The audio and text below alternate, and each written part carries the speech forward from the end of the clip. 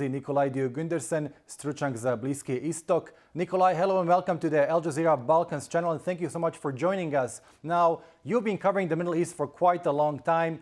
You know that Turkey and the United Arab Emirates have been on opposing ends for many, many years. They've supported different factions, different groups in Libya, Somalia, Syria, and so on and so forth. Recently, Mohammed bin Zayed, the Crown Prince of Abu Dhabi and the de facto ruler of the Emirates, visited Ankara. This was the first visit of its kind in the last 10 years. How do you make sense of that? And what do you think sparked this high-profile visit by the UAE delegation? Well, I think what we're seeing now is a more pragmatic approach to the region, which includes more cooperation and conflict. The UAE and Turkey have been rivals, and many of their proxy wars have ended for both sides in almost a stalemate. But one of the key factors to remember that allowed MBZ to visit Ankara right now is the end of the blockade against Qatar. Qatar and Turkey are allies, so when this blockade ended, it sent a message to the Emirates that Turkey also does not have to be an enemy.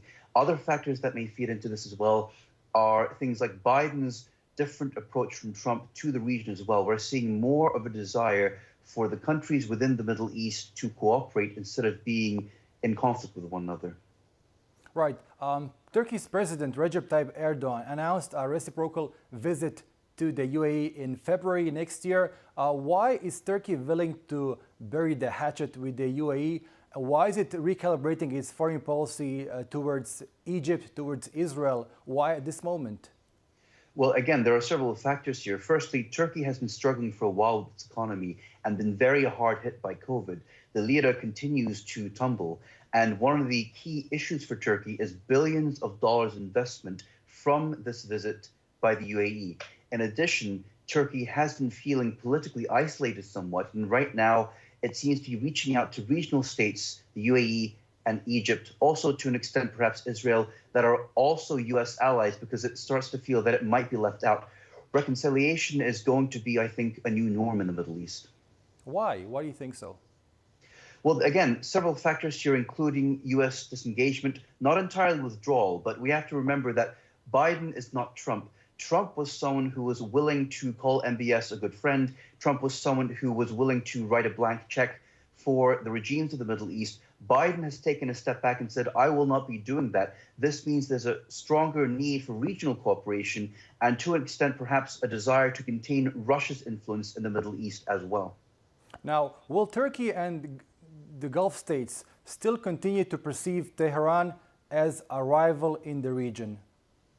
That's a very good question, because we're seeing that Turkey and Iran have actually signed recently, last month, a cooperation agreement for border control and terrorism prevention. Now, that tells me that Turkey and Iran are also trying to soften their stance towards one another. We also see the UAE discussing sending a delegation to Iran. So we're seeing a softening of hostilities.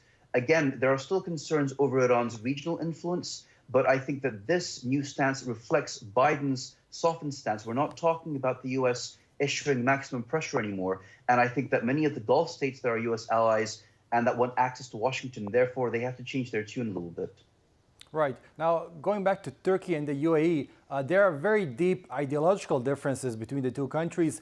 Turkey, from the onset of the Arab Spring, supported the pro-democratic revolutions throughout the region, while the UAE took a very different approach. They, along with the Saudis, prefer to support the existing dynasties and dictatorships throughout the Middle East. This will still continue to persist. I mean, how will this play out in their daily affairs? Again, let's not forget that in addition to those points, I believe that Turkey accused the UAE of influencing the coup or the coup attempt against Erdogan as well. So there's been, as you say, a lot of hostility over ideology. Turkey is a republic, the UAE is a monarchy, so they are more interested in countering the Arab Spring. But I also believe that politics is about pragmatism. So I do think that right now, ideology is not going to be at the forefront. Now Turkey and the UAE will start to take steps, tentative steps, towards some cooperation. Erdogan is talking about visiting the UAE in February as well to try to take some first steps. So I think that we need to see this period now as a pragmatic change in alliances in the region. It's not necessarily going to be permanent, but it's about pragmatics. Politics always comes down to pragmatism. And if the UAE sees that the US is starting to withdraw somewhat, it's going to say, okay, well, we need to engage with our regional neighbors more. Also because the US does not want to see more instability in the Middle East. And so if the UAE and Turkey start to cooperate, that would be one of the first major steps that Biden and Washington would appreciate in having a more stable Middle East. But both countries, Turkey and the UAE, had a very maximalist approach throughout the region over the past couple of years.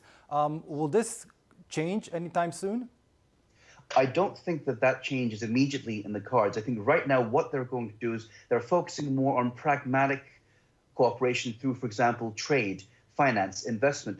That indicates to me that they're not necessarily going to attack each other over their political stances or over the interventions that they've had over the past few years. So I think we need to see what happens over the next year or two, certainly after Erdogan's visit to the UAE. But the initial cooperation seems to be more about finances and trade.